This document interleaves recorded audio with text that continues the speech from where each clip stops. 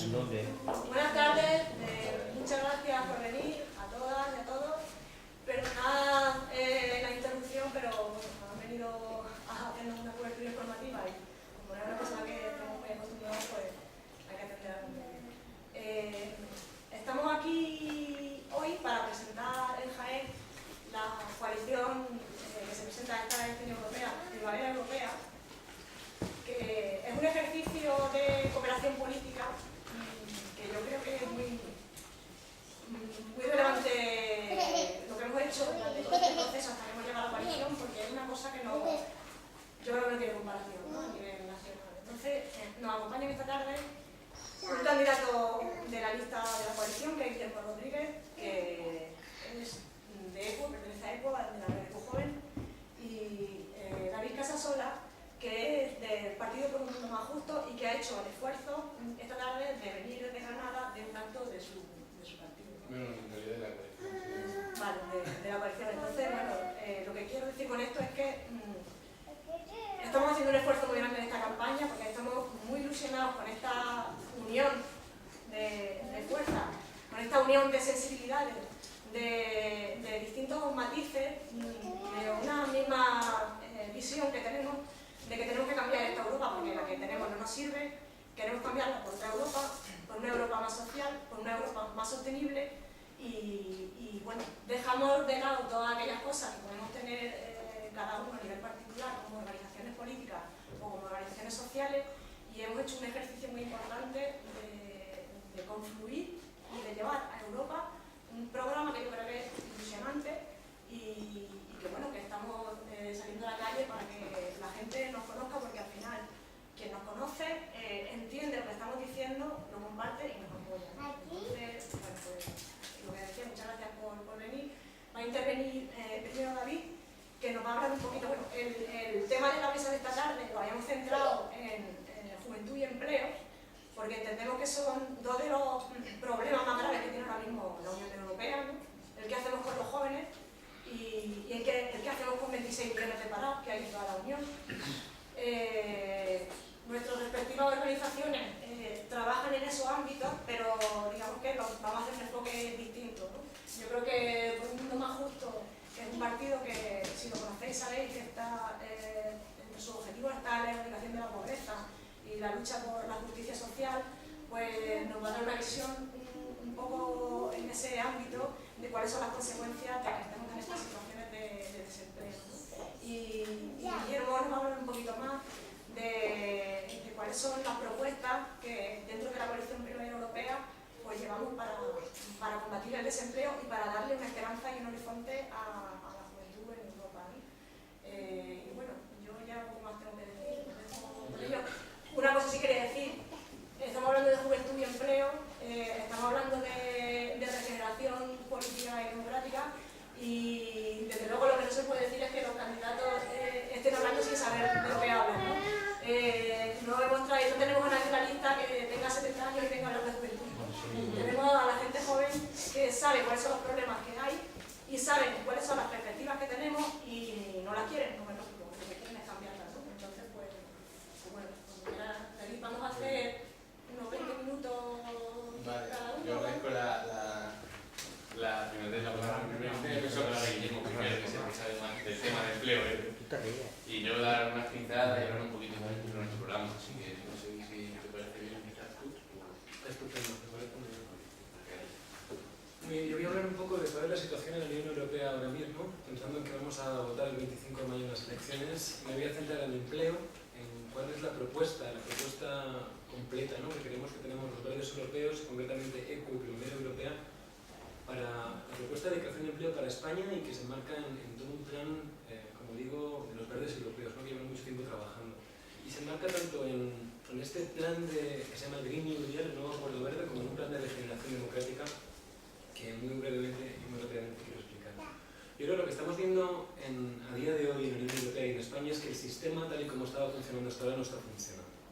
Es que la Unión Europea y nuestros gobernantes están trabajando en pos del interés particular, del interés de unos conglomerados financieros y empresariales, el interés de lo que ahora estamos viendo que es el poder, y están dejando atrás a la enorme mayoría, ¿no? Tenemos todos una sentimiento de injusticia, un sentimiento de que independientemente de quién gobierne, las políticas no pueden ser diferentes y lo que tenemos claro es que no están defendiendo nuestros intereses. Y me gustaría empezar diciendo, hablando de un momento de desafección política para con la Unión Europea, en un momento en el que parece que más del 60% de la población no va a ir a votar, o alrededor del 60%, yo creo que un mensaje importante es que no es la Unión Europea la que está haciendo esto, son los que gobiernan la Unión Europea. Son concretamente los Estados miembros que bloquean las políticas europeas, las políticas comunitarias, en el Consejo Europeo, que es una de las tres instituciones. Las tres instituciones son el Consejo Europeo, en el que están los Estados miembros, y que tienen capacidad de voto, ¿no? Si un Estado miembro no quiere, normalmente no se hace. Está la Comisión Europea, que ejecuta la legislación de la que tiene competencias la Unión Europea y tiene iniciativa legislativa, puede empezar la legislación. Y hay un Parlamento Europeo, que es la única institución directamente elegida, democráticamente elegida por la ciudadanía, por eso creemos que tiene tal especial importancia, que empezó hace unos 40 años, 30 años prácticamente sin ninguna competencia, siendo meramente anecdótica, y que ahora, y especialmente después del Tratado de Lisboa, tiene mucha más fuerza, tiene capacidad de codecisión junto con el Consejo, y la gente que enviemos allí, en definitiva, va a tomar decisiones que nos afecten directamente. Creo que el primer mensaje es: las políticas que se están tomando tienen nombre y apellidos, no vienen de Europa, vienen de gente que toma las decisiones en Europa y que conocemos quiénes son, algunos elegidos democráticamente, otros muchos no, pero si comparamos las instituciones que sí tienen cabida democráticamente, si llegáramos a donde se toman por lo menos una parte de las decisiones, podríamos tanto cambiar por lo menos una parte de las cosas como denunciar el resto de decisiones que se toman a espaldas nuestras. Creo que es evidente que en un momento en el que los problemas están viniendo de Bruselas, tenemos que ir a Bruselas a responderlos, tenemos que ir a Bruselas a solucionarlos. Creo que hay un mensaje mayoritariamente populista de que Europa ya no vale, Europa es un sitio al que tenemos que irnos, y es falso. Es un mensaje que viene sin proyecto, que viene sin contenido. Nadie es capaz de decirnos cómo haría para salirse del euro. Hay una idea de que nos iría mejor en la peseta, pero lo cierto es que mucha gente está diciendo, mucha gente está defendiendo lo contrario, está diciendo que en un mercado común, siendo España y siendo la Unión Europea el principal socio comercial de España, en un mundo globalizado, en un mundo interconectado, con problemas globales como el desarrollo, el comercio, el cambio climático, la migración, los mercados financieros, en un mundo en que los problemas son grandes, España sola no hace nada. Solos no podemos. Necesitamos espacios más grandes, contextos más globales en los que poder encarar a estos nuevos enemigos, ¿no? Que ya sabemos cuáles son, incluso estos nuevos problemas. A problemas globales las soluciones también tienen que ser. Europa es la única utopía, como decía no me acuerdo quién, y es el único camino, no hay otro. Lo que tenemos que ser capaces es de utilizarlo bien. Tenemos unas estructuras que pueden funcionar. Hay una Europa original, una Europa de valores que se pervierte por la Unión Económica y Monetaria, que llega antes que ninguna otra unión, antes que la Unión Social, antes que la Unión Política, llega a la Unión Económica y Monetaria. Pero Europa puede ser una buena idea. Yo creo que el primer problema de la Unión Europea, como decíamos, es esta falta de transparencia, esta falta de democracia interna, el hecho de que el Ejecutivo, la Comisión Europea, tome las decisiones a espaldas de la ciudadanía, lo que ha permitido la austeridad, que viene a ser una forma de salir de la crisis, saldremos, pero poniendo la carga de la salida a espaldas de la gran mayoría de nosotros, a espaldas de la ciudadanía, en vez de ponerla a cargo de los que nos han traído hasta aquí, que son la minoría, ¿no? Que son los que deberían pagarla. Y esa es la propuesta de ECO, como diré más adelante. Hablemos de la Troika, ¿no? Como la que está implementando. Me parece importante esta unión entre la falta de transparencia y democracia interna, que ha permitido la austeridad, y es lo que nos ha llevado a los índices de desigualdad en los que estamos viviendo ahora mismo. Esta es la unión. Entonces creo que el primer punto debe ser encarar lo que llamamos la regeneración democrática, ¿no? Hacer política de otra forma y, sobre todo, abrir las instituciones y también los partidos políticos. La Troika, que es la madre de la austeridad, es la que parece que está gobernando en España, en una parte de España. Los recortes que estamos viviendo aquí los estamos viviendo porque la Troika ha decidido que así sea. Se compone de 3 instituciones. Una de ellas, que está al otro lado del Atlántico, está en Washington, es el FMI, el Fondo Monetario Internacional, para que nos demos cuenta del nivel de ilegitimidad que puede llegar a tener esa institución, y otras 2, tampoco elegidas por la ciudadanía, burocratizadas, tecnocratizadas, que son el Banco Central Europeo, con Mario elegidas de forma opaca, elegidas en habitaciones cerradas por un conjunto de Estados miembros, por un conjunto de gobernantes en los que el liderazgo está claro dónde está en los países con más fuerza. Hablamos de Merkel, ¿no? Muchas veces, y si bien no creo que la culpa de todo esto es de Merkel, es verdad que su liderazgo, precisamente su falta de liderazgo, es lo que nos ha podido traer hasta aquí. La realidad es que en España tenemos un nivel de desempleo del 26%. No solo pasa el doble de la media europea, y cuando lo comparamos con países como Alemania, que estábamos diciendo, los que están por encima del 5%, llama muchísimo la atención. Pues los jóvenes estamos al 57%. Es decir, es una cifra que más me gusta explicar, y esto no cuenta la gente que está estudiando. De entre dos jóvenes que están buscando trabajo, que quieren trabajar, más de uno de los dos no puede encontrar trabajo en España, porque estamos viendo muchos signos. Entonces preguntamos, ¿y por qué?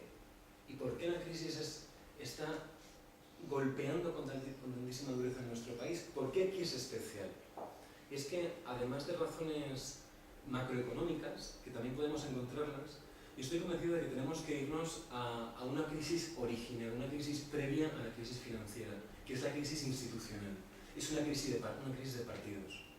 Y es que desde la dictadura, con eso que han llamado transición, lo cierto es que hemos mantenido unas estructuras jerárquicas, hemos mantenido unos mismos apellidos en las élites políticas, en las élites financieras, en las élites empresariales, han sido unos mismos, tomando decisiones unos pocos, tomándolas por muchos, y han sido unos pocos que han gobernado, que han poseído unos partidos políticos en los que nadie podía entrar, unos partidos políticos en los que unas camarillas tomaban las decisiones, en las que se entraba haciendo favores para que te los devolvieran, y en los que, creo, es esta falta de democracia interna tan profunda, este deber favores, este no tener que rendir cuentas, es lo que nos ha permitido llegar hasta donde estamos. Que no hablo solamente de corrupción, estoy hablando de la burbuja inmobiliaria, de la burbuja energética, de la burbuja bancaria. Hablo de que una serie de señores, además no señores y señoras, han sido mayoritariamente señores, que se han permitido, con la tranquilidad de que nadie les iba a echar de ahí, con la tranquilidad de que ese era su chiringuito, les ha permitido llegar a la situación gravísima de desempleo, pobreza y exclusión social en la que estamos ahora mismo. Entonces creemos que esta es como la primera parte, es una parte de formas, no es una parte de contenido, pero es probablemente la parte más importante, es la de la regeneración democrática. Tenemos que cambiarlo. Las instituciones también, como voy a hablar ahora, pero hay que empezar cambiando los partidos. Es una de las cosas que nos tomamos con especial importancia, ¿no? Ya no vale que en una lista como la del PSOE nos metan de número 10 a José Blanco, ¿no? Que probablemente incluso a los votantes del PSOE pues aquello no les parezca del todo bien. Pues puede que no, y lo que estamos diciendo, Nico, es que quien acabe tomando decisiones por todos nosotros, quien acabe dirigiendo las políticas que afectan a la ciudadanía, tiene que ser elegido individualmente de la forma más democrática posible. Y lo que decimos en ECO es que hay que hacer primarias, y no solo primarias, hay que hacer primarias abiertas. Cualquier ciudadano tiene que ser capaz de votar cualquier lista de cualquier partido, y no solo eso, creemos que cualquier ciudadano o ciudadana tiene que ser capaz de presentarse en esas listas si cree que es lo adecuado. Y eso acaba llegando, pensaba que como yo de 25 años, que no ha hecho un favor a nadie, puede acabar de tercero en una lista de... Creemos que hay que romper los partidos, que hay que difuminarlos. Eso no implica que no tengan que seguir viendo colores. Habrá los que defiendan una derecha conservadora en lo social y liberal en lo económico, y habrá quienes defendamos todo lo contrario. Y yo podré votar quien quiero que vaya allí, y ellos votarán quien quieren que vaya aquí. Pero hay que romper los muros, hay que romper unas barreras que están hechas de hormigón y cambiarlas por cortinas. A nivel institucional y a nivel europeo, y hablando de que el primer problema de la Unión Europea es lo que decíamos antes, la falta de transparencia y de democracia interna, tenemos una serie de propuestas en nuestro programa que empiezan por mecanismos de transparencia. Hay que regular, y ya está siendo regulado, lo que pasa es que no es obligatorio el registro de transparencia de los lobbies. Hay que ver exactamente cómo se toman las decisiones en la Unión Europea. Los lobbies, ser lobby no es ser malo, un lobby es un grupo de presión. Lo que pasa es que hay lobbies que vienen que están dirigidos por las macrocorporaciones, y hay lobbies que son como la PA, como la Plataforma de Afectados por Hipoteca. Un lobby es un grupo de personas con más o menos fuerza, más o menos poder, que quieren influir en la toma de decisiones. La sociedad civil puede ser lobby, lo que tenemos que hacer es regularlo ver exactamente los que más poder tienen, de dónde sacan el dinero y de dónde sacan el poder, y dar más medios a los que menos tienen para también poder influir y acercarles de alguna forma a la toma de decisiones. Tenemos que romper las puertas giratorias que ocurren en España, que también ocurren en Europa. El hecho de que precisamente esas grandes eléctricas que detentan el poder en España, ¿no? que impiden un cambio de modelo energético que sería tan importante, y que nadie sabe del todo porque en el país del sol y del viento seguimos importando 45.000 millones de euros en combustibles fósiles, pues que sean precisamente los expresidentes de nuestros gobiernos que acaben en las juntas de administración, en los consejos de administración, efectivamente, en las juntas, ganando sueldos exorbitados y viviendo una vejez de lujo, ¿no? Mecanismos de transparencia, mecanismos de rendición de cuentas concretos a nivel de europarlamentarios y a nivel de la Troika, siendo supervisada por el Parlamento Europeo como la institución más democrática que decíamos, y mecanismos de apertura. Favorecer las iniciativas ciudadanas europeas, que son como las ILP a nivel europeo, ampliarlas, hacer referéndums a escala europea y aproximar a la sociedad civil y a las organizaciones de la sociedad civil, a las asociaciones, a las ONGs, etc., en la toma de decisiones del Parlamento Europeo, por medio de ágoras, por medio de consultas, etc. Que luego tenemos un gran proyecto, ¿no? Una gran propuesta, que es la misma que llevamos en las generales a nivel estatal y la hacemos a nivel europeo, que es un proceso constituyente. Es verdad que es una propuesta algo utópica ahora mismo, pero es un proceso que consiste en lo que dice el nombre, ¿no? Consiste en que la sociedad civil, para empezar, la ciudadanía, junto con organizaciones, asociaciones, etc., y junto a partidos políticos, no gobiernos, partidos políticos, se reúnan para repensar Europa y decidir qué Europa queremos, por medio de la construcción, de la redacción de una constitución. Es un proceso que en Europa no tenemos constitución porque fue tirada hace no muchos años por dos de los países cuando se quiso aprobar. Era una constitución que venía a defender el status quo económico, que no es liberalismo, no es neoliberalismo, y nos sentamos en unos tratados fundacionales que no está claro hacia dónde están dirigiendo Europa. Pues queremos una constitución para Europa, pero una constitución dirigida y escrita desde la ciudadanía. No sé cuánto tiempo tengo. No sé. Voy a... Muy bien. Pues no me queda mucho. Ya una vez que hemos visto la parte de democracia y de transparencia, entro en la de empleo, porque creo que es una Europa más democrática la que puede permitir el fin de la austeridad. Creo que lo que tenemos que entender para tener el marco completo es que esta crisis y sobre todo las medidas que se han presentado contra esta crisis no son técnicas, son ideológicas. Cuando nos están diciendo que esta es la única alternativa, que están haciendo lo único que pueden hacer para salir de donde estamos, es falso. Hay alternativas que ya se han hecho antes, hay alternativas que están encima de la mesa y hay alternativas como la que presentamos nosotros.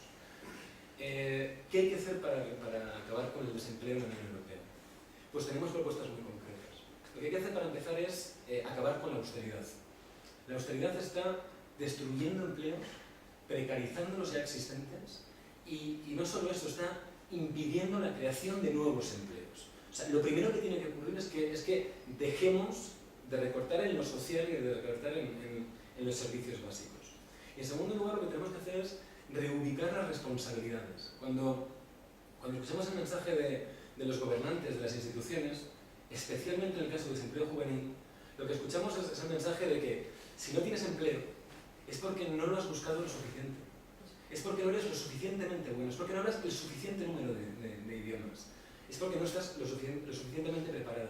Y este mensaje es falso y es injusto, porque la razón de que no haya empleos en la Unión Europea, y es eso, no es que no haya gente formada, es que no hay empleos y una escasez de empleos. En España concretamente, pero en toda la Unión, se debe a decisiones políticas equivocadas. Y un ejemplo es la burbuja inmobiliaria, que animaba a los jóvenes a dejar la secundaria sin acabar para que se fuesen a ganar buenos sueldos entonces en la construcción. Se debe a decisiones políticas equivocadas tomadas por personas concretas, pero que estaban en las instituciones. Esto lo que implica es que la responsabilidad del desempleo y de las respuestas al desempleo tiene que encontrarse en las instituciones, no en el individuo. Y creemos que pasa por la creación de empleo. Tenemos una respuesta keynesiana que implica que el Estado tiene que invertir, tiene que gastarse el dinero precisamente en épocas de crisis.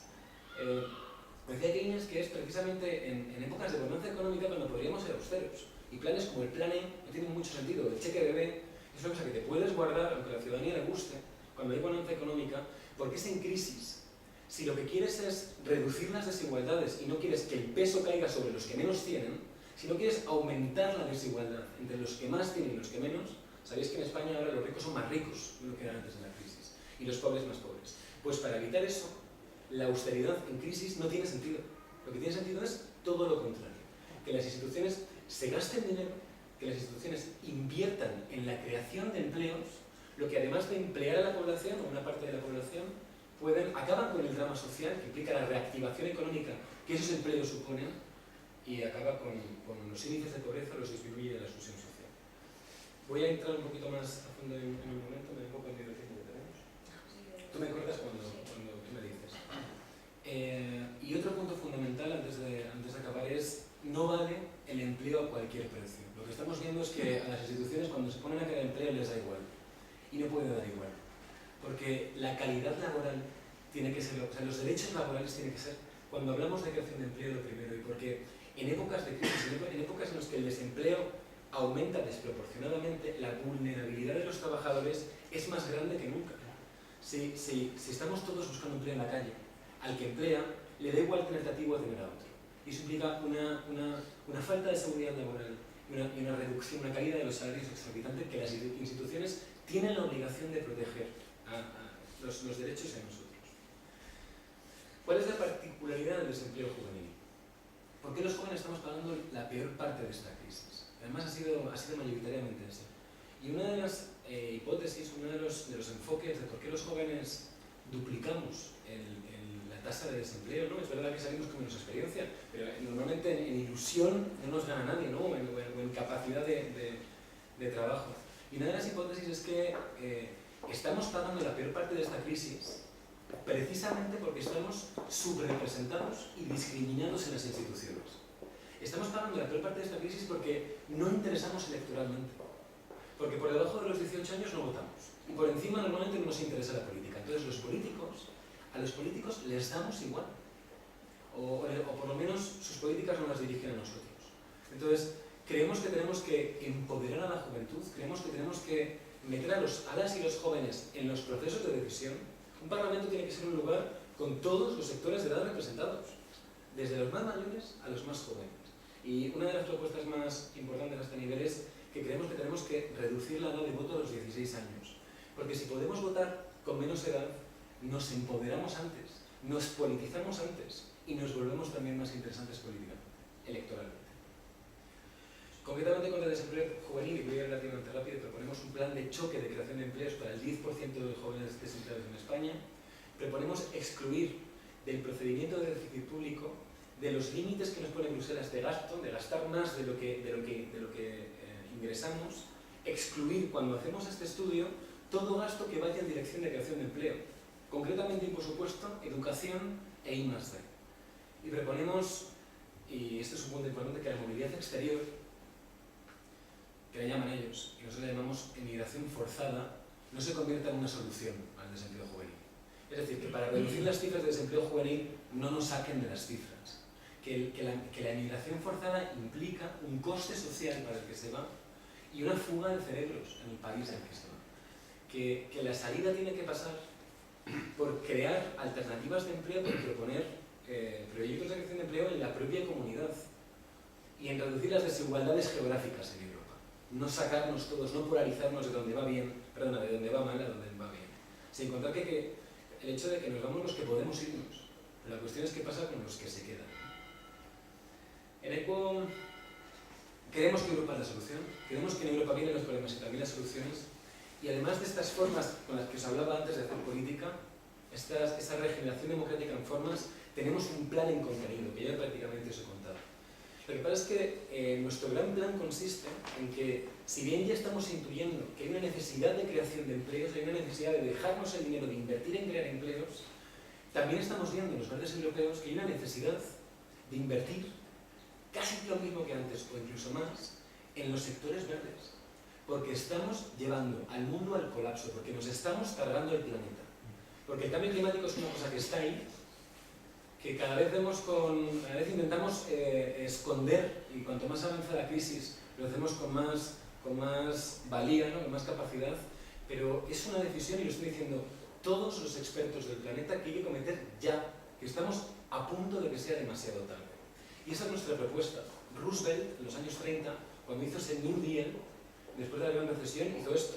Se dejó ingentes cantidades de dinero en hacer infraestructuras, en hacer carreteras, en hacer puentes. Bien, contrató a millones de personas, reactivó la economía y salió de la crisis.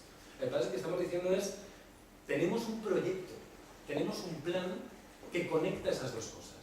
Tenemos un proyecto por el que hay una necesidad de gastar dinero para emplear a desempleados y una necesidad de invertir en sectores verdes. Tenemos un proyecto que cuadra y que cuadra a nivel de desempleo y a nivel de drama social, pues lo estamos diciendo, y que cuadra porque nos permitiría, y más en España, por ejemplo, por las renovables, la eficiencia energética, nos permitiría dejar de importar, como decíamos antes, las cifras exorbitantes de combustibles fósiles, mayoritariamente gas y petróleo, que importamos de fuera de España y de fuera de la Unión Europea. En 2012 fueron 45.000 millones de euros, que es un 4% del PIB. Los objetivos que os decía de déficit público marcados por Bruselas son del 3%. Entonces, y voy a acabar prácticamente ya. Me gustaría solamente añadir una cosa, que es una pregunta que tiene sentido. Bueno, ¿y cómo? Es decir, te gastarías muchísimo dinero, ¿no? Si pudieras, ¿no? O la solución pasa por invertir. Pero ¿de dónde sacamos ese dinero si no hay dinero? Y lo que contestamos desde ECO y desde Primavera Europea es que eso es mentira. No solamente porque cuando ha habido que encontrar dinero se ha encontrado muy bien, no había dinero antes del rescate bancario y de repente se encontró, sino porque creemos que cuando hay una necesidad de ajuste presupuestario hay dos opciones. Una es reducir el gasto, lo que implica recortes, concretamente en servicios sociales como la educación, la dependencia, la sanidad, etc. Lo que parece que al establishment, a los que defienden, a los poderosos, por llamarlo de alguna forma, no les parece del todo mal. Pero hay otra forma de hacerlo que es bastante evidente. En vez de reducir el gasto, podemos aumentar los ingresos, sobre todo si la reducción del gasto conlleva un drama social consecuente. ¿Y qué significa? ¿Qué es eso de aumentar los ingresos? Pues consiste en que los que más tienen, en que los que más ganan, los que más contaminan, las rentas del capital y las grandes corporaciones que en la Unión Europea prácticamente no tributan, macrocorporaciones como Amazon, como Google, como Starbucks, en la Unión Europea, que tiene hay una unión que las uniones más urgentes y de todas las que faltan, porque la única que se hizo rápido y mal fue la monetaria, pero una de las más urgentes que faltan es la fiscal. Es que la Unión Europea es de facto prácticamente un paraíso fiscal. Tenemos países como Irlanda, como Luxemburgo, en los que el impuesto de sociedades es muchísimo más bajo, por medio de ingeniería fiscal que se llama, y otros mecanismos, y de paraísos fiscales y de evasión fiscal, etc. En macrocorporaciones como Google tributan del orden del 2% en la Unión Europea. Bueno, hay un montón de lugares desde donde puede salir estos ingresos. Lo que decíamos al principio, con la austeridad saldremos de la crisis, pero poniendo el peso sobre los que menos tienen, poniendo el peso sobre la gran mayoría y no sobre los que nos han traído hasta aquí. Pues bien, se puede hacer lo contrario. Se puede hacer lo contrario siguiendo una única receta, que es la de la voluntad política. Hay alternativas. En ECO tenemos una, en Primavera Europea tenemos una que creemos que es concreta, que es posible. La austeridad es ideológica, no técnica.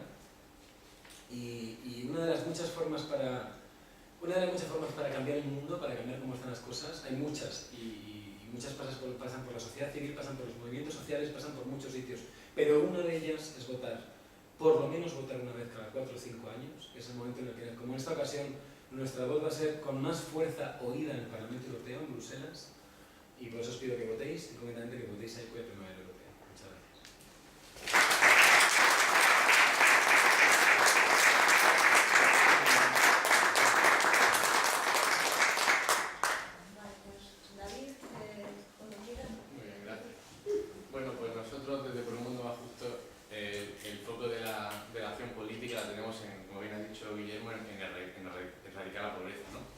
Por medio de la defensa de los derechos humanos y buscar una justicia social.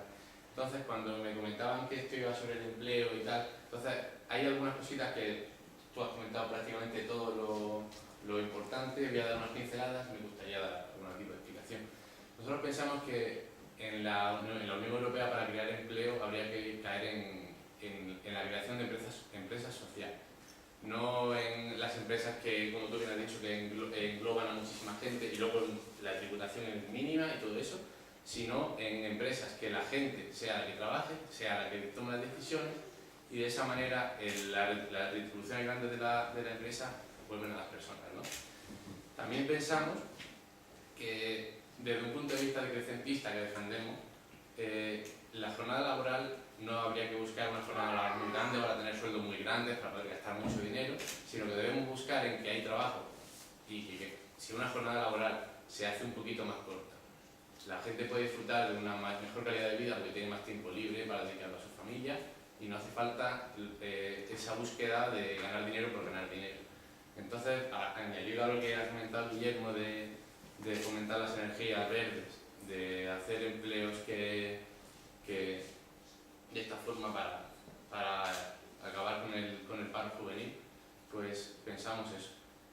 Y bueno, centrándonos un poco en la Unión Europea, pensamos que hay que recuperar los valores de la Revolución Francesa, ¿no? Que, como dice nuestro candidato Miguel Ángel Vázquez, está olvidado completamente el valor de la fraternidad. Y es que nos centramos en la libertad y acabamos en el libertinaje, y si nos centramos en la igualdad, eso no nos lleva tampoco a ningún sitio. Debemos aunarlo todo y pensamos que la fraternidad es algo fundamental para que los pueblos y las naciones se entiendan bien. Entonces proponemos una fraternidad compartida, ¿no? Que es uno de los puntos de la Unión Europea, y pensamos que si unamos esos tres valores de la Revolución Francesa podemos construir una Europa mejor para todos. Y bueno, también un poco hablando de la situación de la pobreza, que es nuestro principal motivo para estar en política, pues defendemos que no podemos ponerle fronteras que machaquen a los pueblos más empobrecidos, porque no son pobres, son empobrecidos. Ellos no están ahí en un sitio que no tenga recursos, que no tengan capacidad de crecimiento, sino que son por medio de nosotros como países del primer mundo, ¿no? Algo bastante cuestionable ahora mismo, y por medio de sus dirigentes, que son los que los han sometido en la esclavitud y la miseria, son pueblos que están rebajados a la nada. Pero pensamos que las fronteras, gradualmente, llevando unas políticas que lo permitan y con unas acciones a nivel europeo, las fronteras deben acabar por desaparecer. Porque una persona, o sea, es un derecho humano el poder ir a un sitio, poder desplazarte, el poder moverte. Entonces pensamos eso, que las fronteras ahora mismo lo que están haciendo es retener a la gente empobrecida, porque no hay fronteras para el tráfico de drogas, no hay fronteras para el tráfico de capitales, no hay fronteras para muchísimas cosas que están haciendo que la gente viva mal. Hay fronteras para las personas que son pobres y no tienen recursos, no pueden ir a un sitio a buscar un lugar mejor, ¿no? Entonces, desde Por un Mundo Justo tenemos esa propuesta, y concretamente estuvimos en Ceuta iniciando la campaña Primera Europea en la valla de Melilla, poniendo un recuerdo por la gente que murió en febrero, ¿no? En esta desgracia que el gobierno todavía no ha querido dar muchos detalles, no ha pedido perdón, no les ha prestado mucha atención. Y bueno, estuvimos en la valla, dimos unas florecitas para recuerdo de estas personas que cayeron ahí, y luego también visitamos el centro de inmigración, el centro temporal de inmigrantes, porque pensamos que este tipo de cárceles no se justifica con nada del mundo. Están en un régimen totalmente carcelario, que sí que les dejan que salgan a la calle, que vuelvan, pero tienen que estar una hora. Los hombres están separados de las mujeres, los niños no tienen un sitio para estar, porque están diseñados para hombres y mujeres. Los niños están con sus madres, a sus padres no los pueden ver, no tienen las necesidades cubiertas que tiene un niño. Y bueno, entonces le dimos un manifiesto para el cierre de estos centros. Y volviendo al tema de Europa, pues defendemos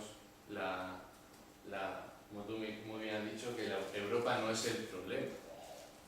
Europa, si está bien llevada por el buen camino, hace que todos los estados que la integran se puedan beneficiar de todo lo que cada país puede ofrecer. El hecho de que España, como comentaba Guillermo, somos el país del sol y del viento, y estamos viendo a ver cómo hacemos para poder enchufar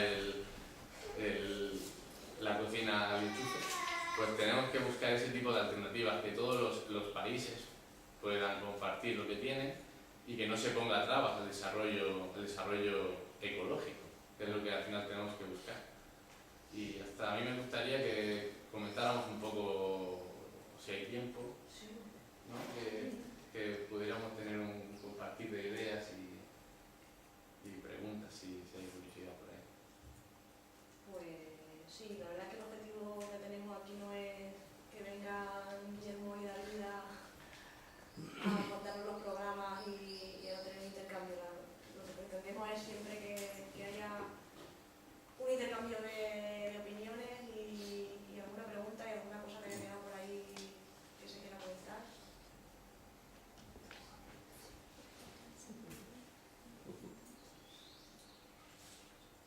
Comentarios o reflexiones. Yo te quiero hacer a ti también. Muy bien. ¿Qué crees tú que es lo primero que deberíamos hacer cuando sentemos al eurodiputado en el Parlamento Europeo? O sea, ¿cuál es la primera iniciativa que desde el Grupo Verde, que no nos montar, teníamos que intentar sacar adelante? Es una muy buena pregunta. Vale, primero para empezar, ¿de dónde cae, en qué comité, en qué comisión parlamentaria acaba trabajando Flores, ¿no? Pues cuando los eurodiputados, cuando llegan al Parlamento, que se juntan en grupos parlamentarios, que son como las unidades de trabajo dentro del Parlamento, se reparten las competencias entre ellos. Y hay diferentes comités: el de empleo, asuntos sociales, el de desarrollo, el de economía, etc.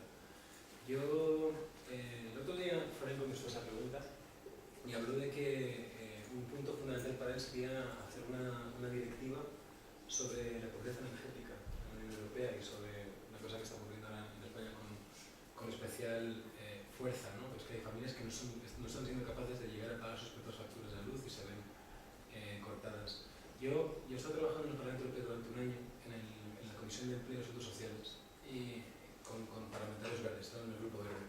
Y la verdad es que yo creo que la gran propuesta, la propuesta en la que los verdes han estado trabajando durante mucho tiempo en el Parlamento Europeo, y que yo creo que es una de las más urgentes ahora mismo en Europa, es la de, y además es una propuesta que va unida a una propuesta que tenemos en nuestro programa electoral, es la de instaurar en la Unión Europea una renta mínima universal. Lo que proponemos en nuestro programa, si bien mencionamos esta renta mínima, lo que proponemos es una renta básica. Una renta básica en la Unión Europea consistiría en que todo ciudadano y ciudadana, independientemente de sus ingresos, cobrara una renta mínima por encima de la renta, del 60% de la renta media en el país, es decir, una renta que le permitiese vivir con dignidad, que le sacase claramente de la pobreza, a todo ciudadano y ciudadana. Lo que proponemos en el programa electoral no es implementar esto ahora, evidentemente, porque no estamos en esa situación en Europa ahora mismo, pero sí proponemos seguir hablando de este tema, que ha sido una iniciativa ciudadana europea hace muy poco, y planteamos seguir poniendo ese tema encima de la mesa y seguir discutiéndolo, porque creemos que un poco nuestro enfoque de cómo vemos el empleo, cómo vemos el hecho de que en 2050 seremos 9.000 millones de personas, por lo que es muy probable que no haya empleo para todos, y cómo comprendemos la sociedad en el futuro, lo que creemos es que si todo ciudadano o ciudadana tuviera una renta que la excluyese automáticamente de la pobreza, cosas como el voluntariado, cosas como los cuidados, cosas como habría otras formas de emplearnos que podrían funcionar. Pero como digo, no estamos ahí todavía, y en lo que en realidad los verdes llevan mucho tiempo. Los verdes han hablado mucho de la renta básica, pero lo que llevan trabajando concretamente es una directiva europea que regule una renta mínima no básica universal, que consiste en, como dice, una renta mínima, esta vez sí, para los que menos tienen, para los que no llegan a unos ingresos, ¿no? Una renta mínima lo que conllevaría es, como digo, que sea digna, es decir, que excluya la pobreza. Hay regiones en España que tienen cosas parecidas, es la renta de reinserción, que en muchas ocasiones, como en Madrid, no llegan a los 200 euros, ¿no? Es decir, te mantienen en el mismo umbral de pobreza en el que estás. Una renta mínima universal garantizaría que en toda Europa hubiera esta garantía, es decir, en Budapest, de Budapest a Londres, de Estocolmo a Madrid, y que fuese digna.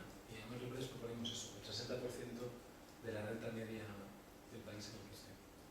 Entonces esa sería, yo creo, mi opinión. Lo que pasa es que dependerá del eurodiputado del mercado. Sería eso. Yo tengo una preguntilla muy para Guillermo. Bueno, has comentado una idea que me ha llamado la atención, ¿no? Y es la idea de llevar la política a los jóvenes. Entonces comentabas una propuesta concreta, que era que la oportunidad del voto, ¿no? Se diese pues, a partir de los 16 años, ¿no? Entonces, bueno, en fin, por desgracia, ¿no? La idea que se tiene de política está muy basada en el poder en esta sociedad y sobre todo de esta corrompida, ¿no? Nosotros, por ejemplo, desde Por un Mundo Más Justo tenemos una visión de que realmente la política, más que poder, es servicio, ¿no? O sea, existen una serie de necesidades y intentar atenderlas, ¿no? De una manera no desde la superioridad, ¿no? Del político.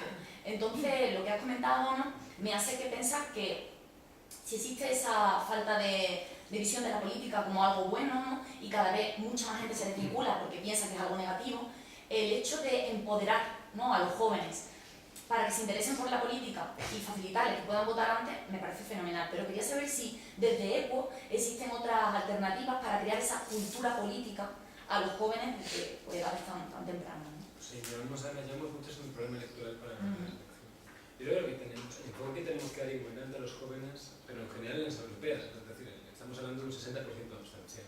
Es que la política es algo inevitable. O sea, si bien es algo que se está haciendo mal, es algo con lo que nos están engañando, es algo que la gente utiliza para llegar a usar un sillón y quedarse, ¿no? E incluso después robar y hacerse millonarios y las cosas horribles que hemos visto en la cultura política de nuestro país. Lo cierto es que si no decides tú, otros deciden por ti. Yo creo que ese es el mensaje.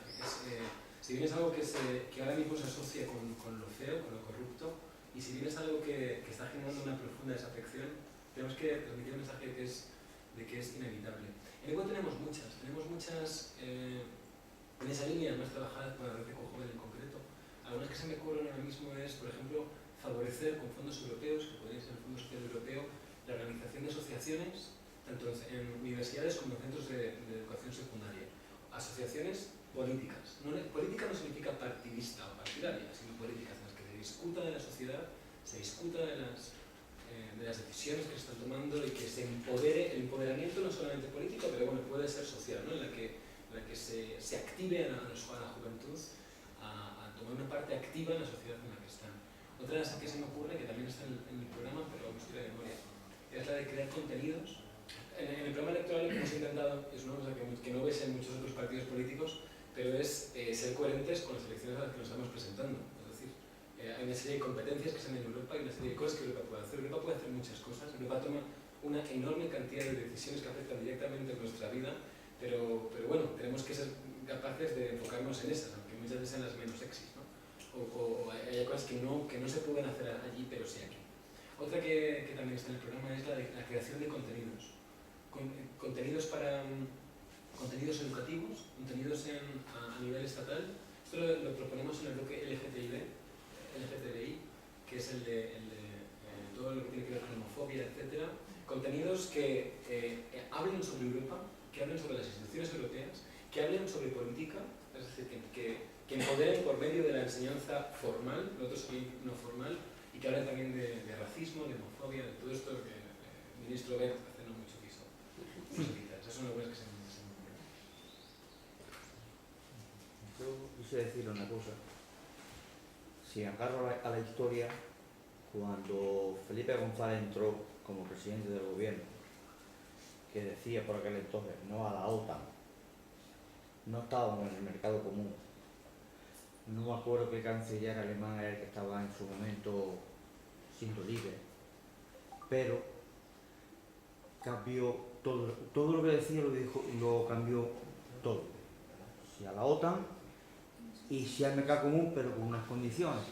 Porque ahora entonces le exigieron a Felipe González, cosa que a lo mejor el 90% de los españoles no sabían, que tenía que restringir parte de la industria española porque no se le podía hacer competencia a los alemanes. O sea, sí, hornos, minería, fábricas de coches, restricción de vacas, como pasó en Asturias, que decía que sobraban no sé cuántos millones de vacas. Olivos no, porque ellos no tienen olivos, los olivos solo se lo están llevando de aquí de souvenir. A cambio de todo eso. Y yo creo que desde entonces, como han entrado otros partidos políticos, bueno, han seguido gobernando, luego entró otro, luego entró otro, luego entró otro. En definitiva, a cambio, nosotros teníamos que ser, digamos, fábricas de sol y plata y tutiplén. Y desde entonces yo creo que España no levanta cabeza. Es más, yo creo que Alemania, la Merkel, nos está haciendo a Europa una tercera guerra mundial sin pegar un tiro. Esa es mi opinión. Hay una parte que es verdad, ¿verdad? Es la de, todos intuimos que cuando entramos en lo que entonces era la Comunidad Europea, había 27 países, no eran 27, según que eran 18. No me acuerdo, ya. 18 países con 18, no sé si se llamaban competencias, ¿no? Y que hubo Sí. cierta redistribución en la que los sectores de alto nivel se fueron al norte y los sectores de servicios o de construcción se fueron al sur.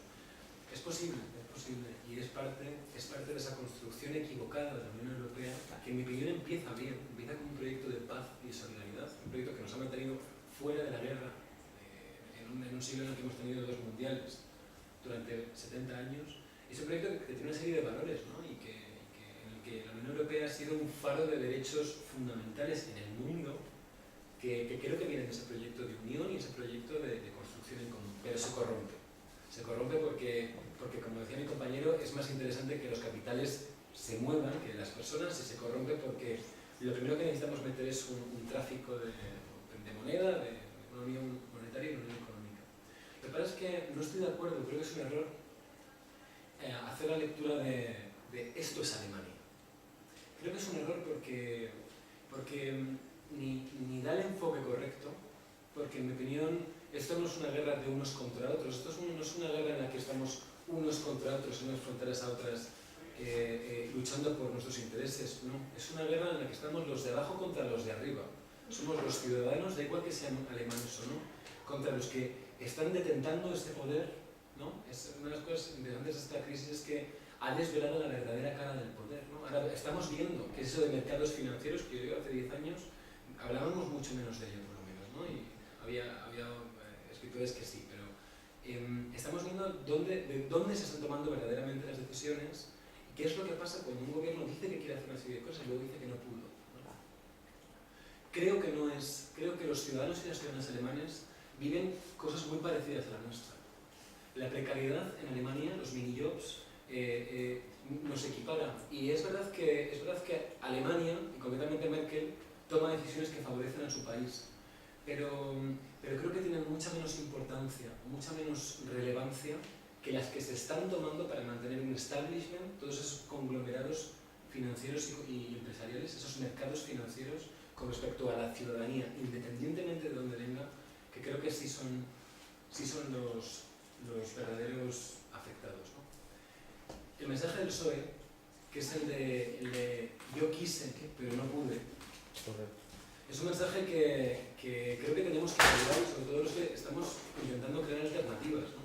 Y es, bueno, parece que cuando llegas ahí no lo tienes fácil. Y lo que hemos hablado muchas veces en ECO es que la propuesta ahí, lo que hay que hacer cuando tú llegas y te dicen que no, es valor. Es decir, cuando Zapatero se encuentra que tiene que modificar el artículo 135 de la Constitución, pues compañero, te vas, dimites y llamas a unas elecciones. Yo creo que lo importante, o sea, cuando hablamos de que es voluntad política y hablamos de que sí se pueden hacer las cosas, no estamos viendo que hay un poder que te lo va a poner muy difícil. No veamos que hay obstáculos, no veamos lo que dijo un ministro, creo que el ministro de Lula, no me acuerdo el nombre, el ministro de Lula hizo una construcción, un desarrollo económico en Brasil espectacular, pero se le criticó mucho después, porque sus expectativas eran aún mayores, ¿no? Y en definitiva instauró un sistema muy parecido al que había fuera de Brasil en Brasil. Y lo que decía este exministro fue una cosa que me parece muy llamativa, dijo, llegamos al gobierno, pero no llegamos al poder. Entonces, hay que saber que el poder está detrás, hay que saber que el poder obstaculiza, pero hay que saber que cuando llega ese momento podemos ser coherentes y podemos dimitir y si conseguimos visibilizar todo eso y movilizar y organizar a la ciudadanía, Yo creo que cuando la calle se llena en cuerpos y cuando a lo mejor probablemente no un único gobernante en un único país, puede que España sería demasiado sola, pero si conseguimos que gobernantes valientes en más de un sitio lleguen al poder al mismo tiempo y se encaren a ese poder que no ha elegido nadie, creo que se pueden cambiar las cosas. Yo quería decir que si pensáis que a lo mejor la falta de participación en estas elecciones no se podría deber quizá a que no somos conscientes de hasta qué punto en el 99 o con el Tratado de Maastricht España, no somos españoles, no somos nuestro país, no es España, sino que es Europa. ¿Tú crees que la gente es consciente de eso? Esa era donde estaba el FIS, esa pregunta. ¿Eh? El FIS, la encuesta sobre las próximas elecciones europeas, y si bien luego teníamos esa idea que estás diciendo tú, de que no os dais cuenta, hay cifras que dicen que el 80% de la legislación se hace en Bruselas, creo que es mucho menos, ¿no? Pero bueno, que una parte ingente de la legislación es verdad que decisiones que nos afectan directamente se toman allí. Entonces, ¿cómo es posible que no estemos todos movilizados? Pero el CIS, la encuesta que te digo, que es la encuesta más importante para las europeas, decía lo contrario, decía que algo así como un 82,5%, tiro de memoria, era consciente de la enorme importancia de Europa y que la abstención iba a ser del orden del 60%. No sé si era tan alta, pero bueno, iba a ser mayor. Negaba un poco esta idea que teníamos nosotros también, y lo que plantea esta encuesta, que también va en línea con un mensaje, con una idea que tenemos más o menos clara, es que no iban a votar porque estaban hasta el gorro y porque no había ninguna alternativa, no conocían ninguna alternativa que les satisficiera. No conocían el espectro que solía ir del PP al PSOE o al PIB al IU, no había nada, les parecía todo el mismo abono. Entonces lo que decimos ahí es que no conocen a ECO, ¿no? O no conocen, es lo que yo digo siempre cuando hacemos estas charlas, es vota. Tienes 40 partidos que se presentan en las próximas elecciones para votar, elige cualquiera fuera de los dos que han gobernado nuestro país. Y es que si no te gusta ninguno de los 40, crea otro. Pero tenemos una responsabilidad para cambiar las cosas, ¿no? Pero creo que de fondo es esa desafección y ese sentimiento de que nos han engañado y que son los mismos, ¿no? Que tenemos que romper con alternativas como esta. La verdad es que todavía conozco muy poca gente en España. Creo que en Granada hubo una encuesta de la Universidad de Granada que dijo que ECO le conocía un 10% de la población de España. Uno de cada 10. Entonces, ahí el enorme trabajo de todos nosotros y nosotras, en definitiva, es hacer de pequeños portavoces, ¿no? De pequeños multiplicadores y nuestros medios, nuestras redes sociales, en la calle y en los teclados, transmitir que hay alternativas, por lo menos una como esta. Y bueno, otra pregunta me gustaría hacerme también, no sé si habéis planteado en el mundo hacia dónde vamos, ¿no? La cantidad de personas que somos y que tiene mucho que ver con la ecología, con todo el cuidado de la tierra, en fin, la sostenibilidad. ¿No pensáis que la sostenibilidad comienza con el control de la natalidad en cuanto a este tema, de alguna forma? ¿O todavía no pensáis que hay el momento? Es que me refiero a hacer unos días de un documental de David Attenborough y me parece que habría que considerar más que considerable el tema de la natalidad. En algún momento será una cuestión que habrá que tomar el partido de ellos y formar a la gente. Yo creo que no. En ECO el mensaje global es que no. Hay gente, sin embargo, dentro de las corrientes ecologistas, incluso las malthusianas, que son un poco más conservadoras, que defienden esas tesis, ¿verdad? Esas tesis de la necesidad de control de la natalidad. Yo creo que no, yo creo que eso, si tuviera que llegar, tiene que llegar mucho más tarde. Creo que el problema no es ese, por lo menos ahora mismo. El problema está en nuestro modelo de producción y de consumo. El problema está en el hipótesis, el problema está en la obsolescencia programada. El problema está en cómo usamos los recursos para la población que tenemos, pero la línea que se está definiendo es que si usásemos el planeta bien, no necesitaríamos 7, con 1 valdría.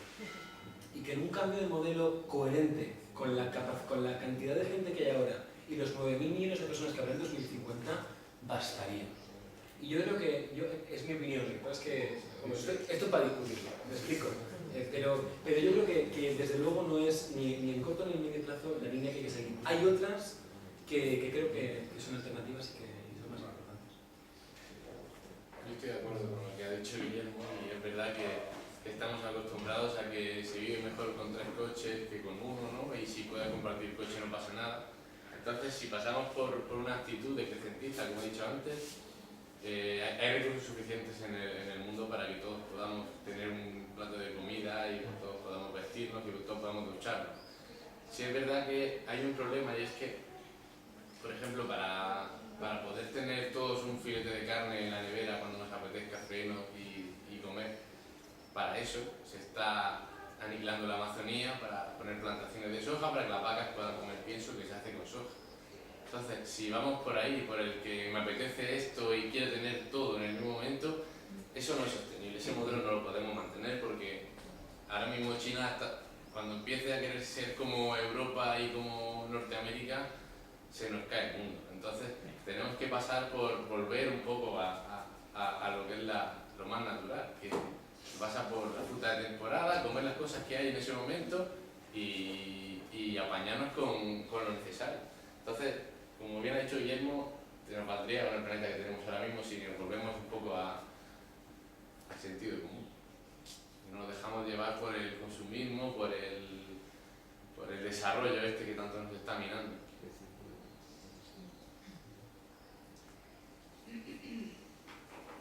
Yo te quería preguntar, David, vosotros que ya lleváis una larga trayectoria trabajando en este tema de la pobreza, la inclusión social, yo recuerdo haber visto, con un más justo de la 10 años. ¿Ha cambiado el enfoque que vosotros tenéis como partido? Antes trabajabais más pensando en un problema externo a Europa y ahora veis que esos mismos problemas están llegando a Europa o no. Nosotros como partido estamos centrados en los países del sur. Lo que pasa es que en una situación como la que vive España, la que vive Europa, no podemos decir la pobreza está fuera, la pobreza la tenemos aquí dentro. Está en Jaén, está en Granada, está en Barcelona, está en cualquier sitio, ¿no? Y en todos los países de Europa. Entonces,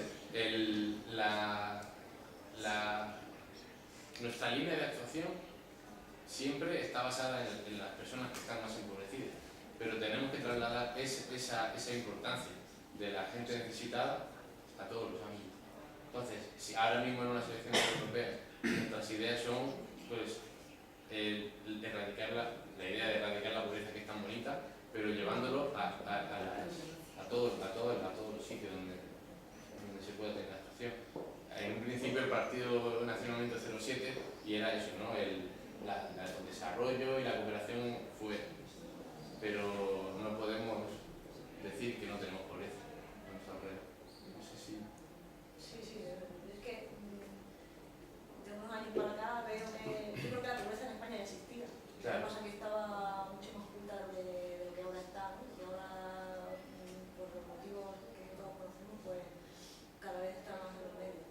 Pero sí, yo tenía idea de que vosotros habéis trabajado más en el ámbito de la diferencia norte y sur. Creo que ahora, por desgracia, tenéis mucho por Claro. Ahora se suma la tragedia del sur con la tragedia que está emergiendo en el norte, pero bueno, es que son cosas que no son casualidades ni están aisladas. Si tú estás machacando a gente que está por abajo, hay algún momento en que va a tener que subir. No, el modelo que se planteaba en el mundo no podía ser, estos países están aquí pero nosotros estamos bien, eso no se podría mantener. Entonces sí es verdad que nos está llegando más cerca de lo que cuando el partido se creó, pero el interés y la finalidad es la misma. Yo quería decir a vosotros y a todos los presentes que tanto en ECO como en la coalición a la europea, los dos pilares básicos de la cuestión están la justicia social y ambiental o medioambiental.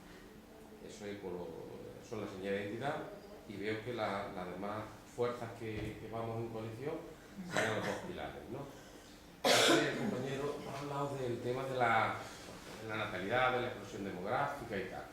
El problema no es ese. El problema es social y ambiental. El problema es la huella ecológica.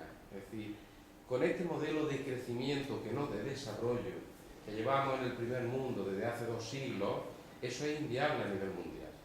Me da igual que haya 7.000 millones de habitantes como que haya 10.000. ¿Correcto? En el momento en que los 7.000, 8.000 millones de habitantes, incluyendo a China, India, las potencias emergentes, llegaran al nivel no de desarrollo, sino a nivel de despilfarro, de recursos energéticos, de tal, es inviable. Entonces, estos dos pilares de la justicia social y ambiental es muy importante. La exclusión social en Europa es grande. Y parece que en Europa todo el mundo es rico. En Europa, después, a raíz de la crisis y tal, ya sabéis que bueno, hay muchísima gente que está en el umbral de la pobreza. En España, Cáritas, desde hace ya muchísimo tiempo, habla de una cifra alarmante, ¿no? Parece que la pobreza solamente está en África y tal, ¿no? Y además, otra cosa importante, son más desgraciados los pobres en Estados Unidos, en Europa, que los pobres en África. Hay estudios sociológicos y tal, donde dicen que un desgraciado, es decir, una persona que tiene los recursos mínimos para sobrevivir en África, es más feliz que el que es desgraciado aquí, en una sociedad de consumo donde te bombardean diariamente. Entonces, esto son cuestiones más ideológicas y tal, ¿no? Entonces, bueno, yo quiero decir que eso, que difundamos esto, que difundamos la cuestión social, la cuestión ambiental, medioambiental, y que la Europa que hasta ahora ha funcionado es la Europa del capital, de los grandes mercaderes, la Europa donde efectivamente el capital es el que tiene una movilidad increíble, las personas no. Ya estamos viendo que hasta los suizos le ponen para que sus conciudadanos europeos, ellos me da igual que sean uno de la Unión Europea, no vayan a entrar allí, los españoles o gente de otro sitio. Es decir, esto es el capital, es decir, es cerrar las puertas y te llaman cuando lo necesitas. Eso ha pasado en España también. En España hace 15 o 20 años, cuando hacía falta mano de obra barata para trabajar en los invernaderos, para trabajar en la construcción, vengan los africanos, vengan los sudamericanos y tal. Ahora ya el problema es que eso le pasó a los españoles en los años 60 en Alemania. Venga españoles a Alemania, a Suiza, a Francia y a Bélgica. Cuando llega la crisis del 73, ya sobramos los españoles. Es decir, estas son cuestiones que este sistema económico, que es el capitalismo, es el problema. Es un sistema socioeconómico insostenible, insolidario, etcétera, etcétera. Y esto hay que decirlo a las claras. Es decir, este sistema hay que regenerarlo y hay que darle el cambio a nivel de energía, a nivel social, a nivel medioambiental. No sé si podéis... Sí, a ver, con lo que he comentado, aquí en España va a volver a pasar eso. El hecho de que ahora mismo estamos diciendo que los inmigrantes son el problema y que son inmigrantes, en España van a faltar, o sea, va a hacer falta que vengan inmigrantes porque la sociedad está envejeciendo y hay trabajos que necesitan fuerza, que necesitan gente joven. Entonces, tenemos que encontrar ese equilibrio, ¿no? Como es lo que estamos buscando, porque no podemos cerrar las puertas y decir aquí nos apañamos porque no nos vamos a apañar. Vamos a tener un problema muy serio con trabajos que vamos a necesitar inmigrantes para que los hagan. Y luego, claro... Ya está pasando. Sí, pero va a ser peor, porque la edad media española sigue subiendo. Yo he sacado un convencimiento y creo que en España la palabra democracia no existe. Tenemos una dictadura encubierta. Dos partidos mayoritarios que antes se sabía al principio de la democracia, lo que era una izquierda y lo que era la derecha. Hoy ya estamos, hay un cacao mental tan grande que no sabemos cuál es la izquierda y cuál es la derecha. La única empresa en España que funcionan bien para ellos son las diputaciones. ¿Por qué? Porque ahí ganan un pastón y el político que se sale de la política automáticamente se entra por la puerta falsa y se mete en diputación a ganar, a tutiplén y a no hacer nada. Eso es otro de los puntos que yo creo que diputaciones no deberían de existir. Lo mismo que en muchos ayuntamientos pedáneos donde sale hace poco una noticia de que hay un alcalde de un ayuntamiento de 1.500 habitantes que está cobrando 3.000 euros. Es que dice que es para los pobres, coño. Si es para los pobres, tú cobras 1.000, los otros 2.000, te lo da Cáritas, que lo reparta, pero no tengan esa caradura. Y luego puedes decir, digo tan grande, porque todas las administraciones públicas están politizadas. Todas. Y me remito a lo hecho. Y así, este país no puede seguir adelante. No puede salir, es que no puede salir, es que es imposible. Es que al español de turno, al español de pie, que va a agencia, ¿qué te digo yo?, medioambiental, es como si el que entra al picadero le pegan el puñazo. Y que te digan, ellos en muchas cosas están fuera de ley, en el 90%, pero te dicen otras administraciones que como son administraciones públicas son intocables. O sea, ellos están haciendo barbaridades. Que tú mañana haces un 0,5 de esa barbaridad y te dan la del pulpo. Pero ellos no, porque son administraciones públicas. Entonces estamos viviendo en un país de engaños, de chorizos, mangantes y ricos sobre la marcha. Y por supuesto, pobreza, mucha pobreza. Daría vergüenza, le tendría que dar vergüenza a los políticos de que hay 3 millones de niños que están en el umbral de la pobreza, cuando, por ejemplo, mi alcalde, que es senador, está cobrando mensualmente 6.000 euros. Por 266 diputados que hay en España, ¿para qué queremos nosotros los diputados en este país? Y es lo que te digo, y por ejemplo con Andalucía. Andalucía es el cortijo del PSOE y el gallinero del PP, hasta que cambie el tema y será al revés. El cortijo del PP y el gallinero del PSOE, pero los pobres los mismos. Y hemos ido 30, 40 años atrás, por la barbaridad, el robo, la agonía y sobre todo el engaño. Si por mí fuera, cuando un partido político presenta un programa electoral y dice yo voy a hacer y hacer, y luego no hace, yo a ese partido lo castigaría que no se volviera a presentar, ¿qué te digo yo?, en 8 años. Castigado. Apartado de la política. Y no me van a venir luego con otro nombre, que si antes era Pepe, ahora sea Pepito. No. Es como yo pienso, Porque la gente joven no cree en los políticos. La gente joven en España se mueve más por la litrona, es cierto, y yo estaría con ellos, que por los políticos, porque la litrona por lo menos disfruta, pero los políticos te engañan.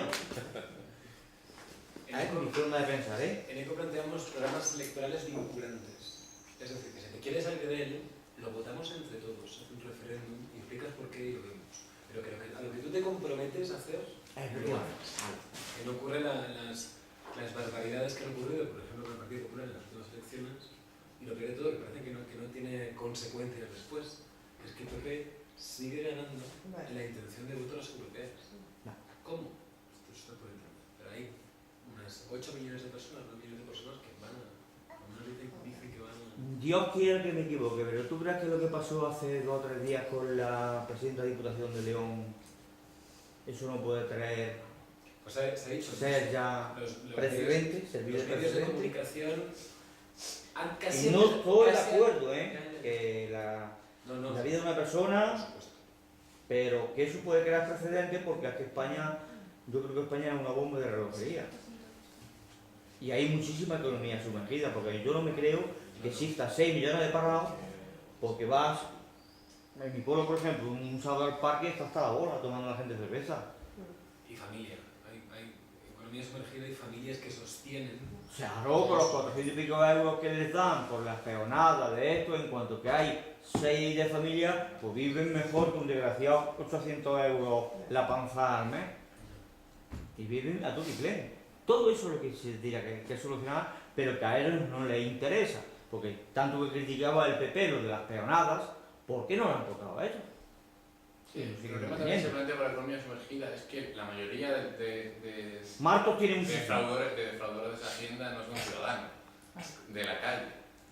La mayoría del fraude fiscal lo producen las grandes empresas. Entonces estamos cayendo en que estamos pidiendo a los ciudadanos a impuestos y a perseguir, pero el problema está arriba. Es razón.